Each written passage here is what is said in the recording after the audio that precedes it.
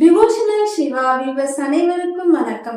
Viewers, நம்ம devotional Siva YouTube சேனலை பார்த்தீங்கன்னா சிவபெருமானுக்கு பிரதோஷ தினத்தன்று செய்யப்படும் அபிஷேக பொருட்களால் என்னென்ன நன்மைகள் இருக்கு, என்னென்ன பலன்கள் இருக்கு நம்ம பார்த்துட்டு இருக்கோம்.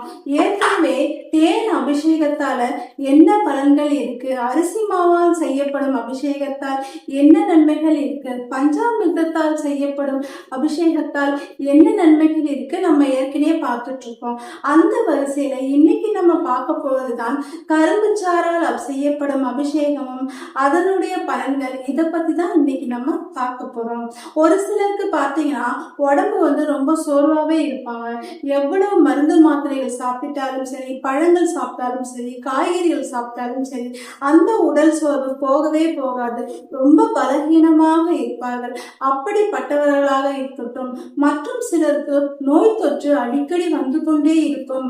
ஜுரம், தலைவலி, இப்படி ஏகப்பட்ட உடல் உபாதைகளால் பலர் அவதிப்பட்டு கொண்டு இருப்பார்கள். அப்படிப்பட்டவர்களும் சரி, சிவபெருமானுக்கு இந்த கரும்பு சாற்றினை வாங்கி தருவதன் வாயிலாக அவர்கள் உடம்பில் இருக்கும் பல பிரச்சனைகள் தீரும் என்று சொல்லப்படுகின்றது. ஆகையால் நீங்களும் சிவபெருமானுக்கு பிரதோஷ தினத்தன்று சிவ ஆலயங்களுக்கு சென்று அவருக்கு அபிஷேகத்திற்காக கரும்பு சாற்றினை வாங்கி தாருங்கள். அப்படி வாங்கி தருவதன் வாயிலாக உங்கள் உடம்பில் இருக்கும் பல பிரச்சனைகளிலிருந்து நீங்கள் முற்றிலுமே விடுதலை அடையலாம். இந்த முறையை நீங்கள் தொடர்ந்து ஒவ்வொரு பிரதோஷ தினத்தன்றும் செய்து வாருங்கள். சிவாய நமக.